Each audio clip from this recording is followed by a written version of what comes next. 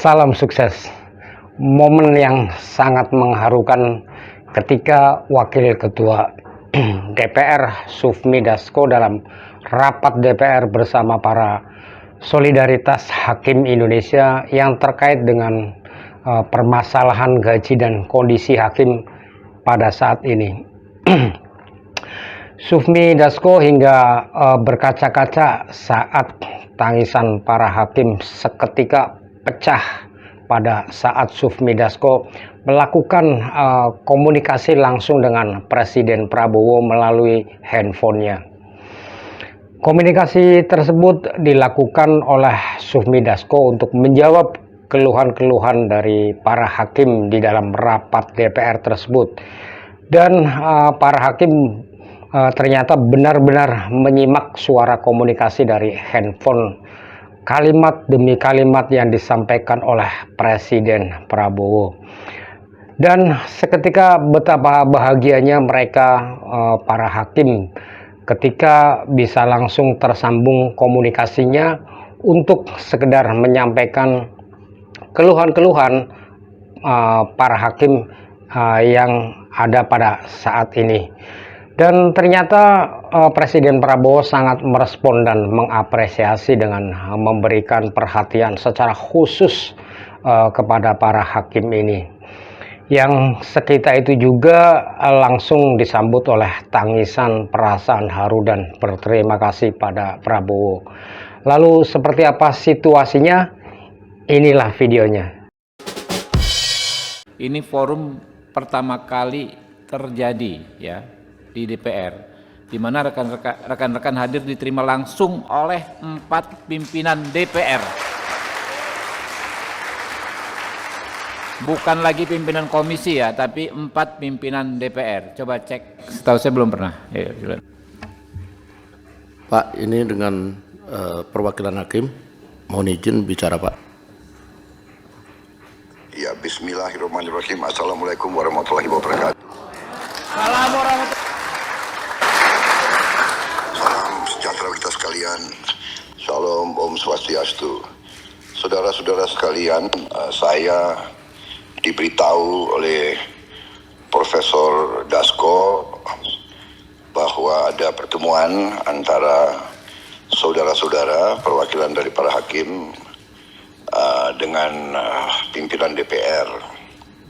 Saya memang menaruh perhatian yang sangat besar sudah sejak lama terhadap para hakim. Saya berpendapat bahwa yudikatif kita harus sangat kuat, dan karena itu dari dulu pendapat saya, saudara boleh cek di semua pidato saya, di berbagai juga tulisan saya, saudara bisa dipelajari rekam saya, rekam jejak ucapan-ucapan saya sangat berpendapat bahwa para hakim harus diperbaiki kualitas hidupnya, dan harus dijamin supaya para hakim itu sangat mandiri dan bisa menjalankan tugas sebagai hakim dengan sebaik-baiknya. Karena itu dari dulu rencana saya ingin memperbaiki remunerasi penghasilan para hakim supaya menjadi sangat baik gitu. Itu pandangan saya dari dulu, dan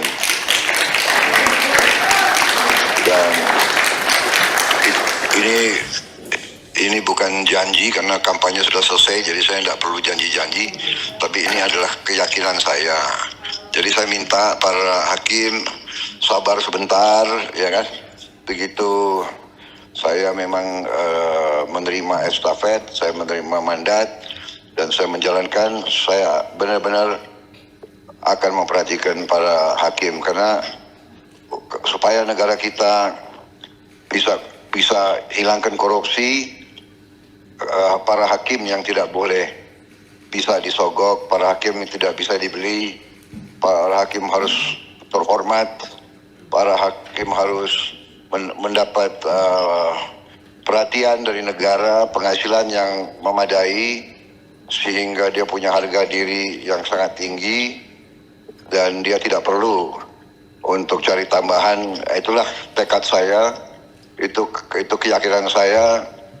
Untuk itu saya mohon bantuan saudara-saudara. Marilah kita bersatu, kita benahi negara kita. Kita yakinkan semua orang, semua pihak, apalagi mereka yang menerima fasilitas dari negara, para pengusaha-pengusaha besar itu bisa bayar pajak, bayar kewajiban mereka dengan sebaik-baiknya. Kita semua harus bahu-membahu. Yang kuat bantu yang lemah, yang lemah kita harus bersatu. Jadi negara kita sama-sama akan bangkit, sama-sama akan makmur. Saya kira itu para hakim yang saya hormati, mohon sabar. Saya juga kaget saya mendengar kondisi kalian, tapi saya sudah merencanakan bagaimana kita memperbaiki kondisi kalian. Saya kira itu dulu sementara, ya, saudara-saudara. Pada saatnya nanti saya bisa minta waktu untuk saya bisa mungkin tetap muka dan bicara langsung sama saudara-saudara. Tapi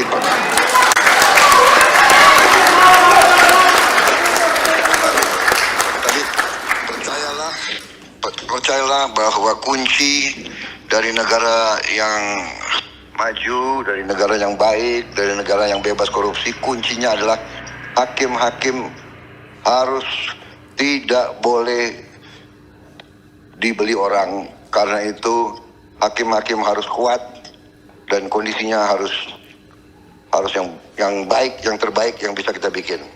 Itu tekad saya. Sampai saya mengatakan apa yang saya pelajari dari luar negeri itu dari segi protokol kenegaraan, Lord Chief Justice dari Inggris itu berjalan langsung di belakang kepala negara, di belakang raja. Jadi di depan Perdana Menteri. Berarti itulah demikian pentingnya mereka memandang yudikatif. Jadi demikianlah, marilah kita sama-sama memperbaiki negara kita. Terima kasih. Wassalamualaikum warahmatullahi wabarakatuh. Izin Pak. Terima kasih Pak. Saya lanjut mimpin Pak. Makasih Pak. Makasih.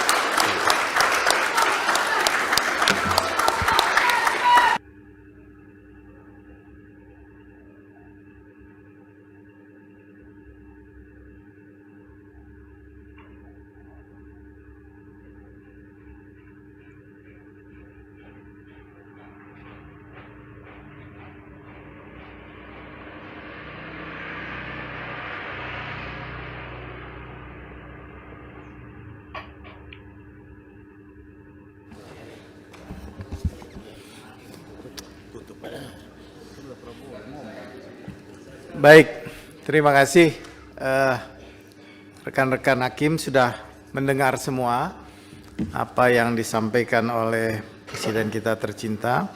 Yang pasti apa yang dimintakan tadi, mintakan 142% kenaikan, insya Allah kita tunggu beliau, dan kemudian revisi kembali PP 94 tahun 2012, ya oke, di buku itu.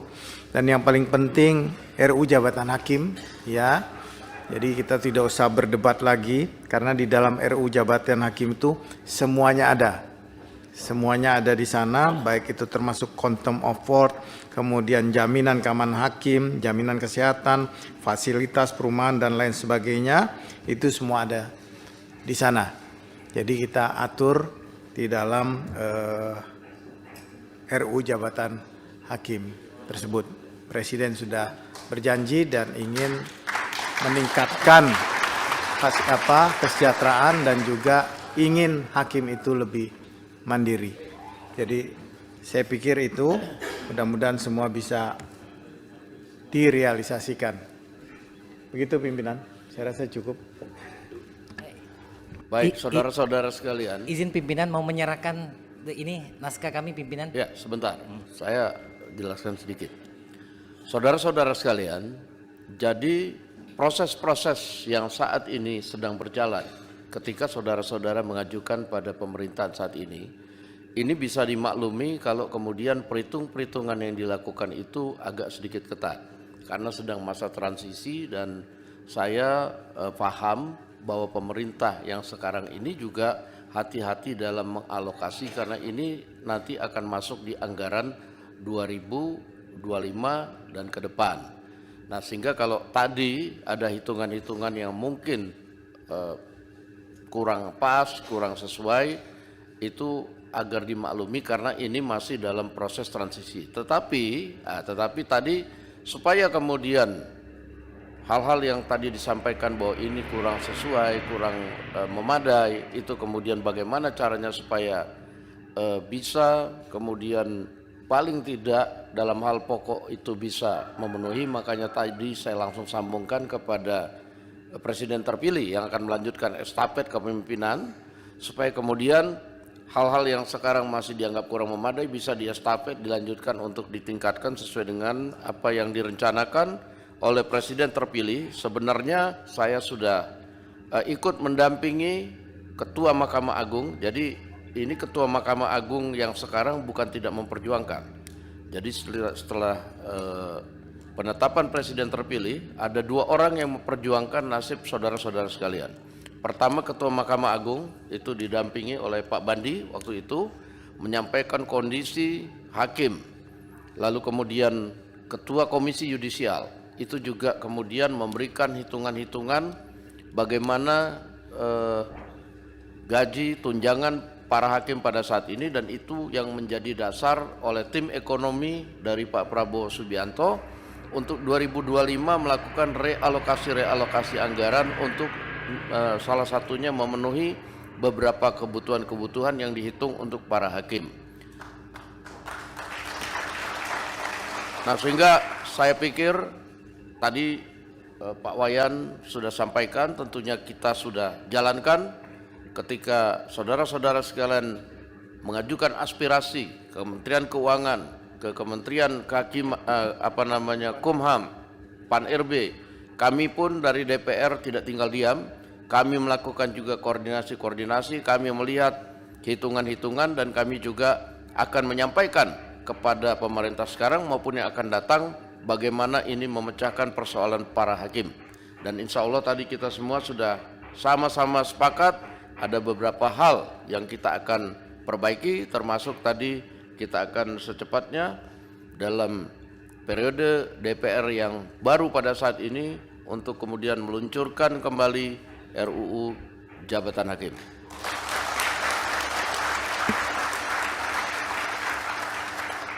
Dan saudara-saudara sekalian, tentunya kami berharap agar tugas-tugas hakim dalam memenuhi kebutuhan rakyat akan keadilan tidak terhambat.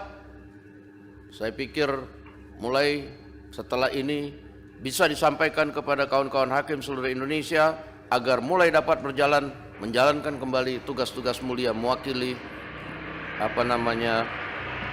untuk kembali beraktivitas melayani para pencari keadilan.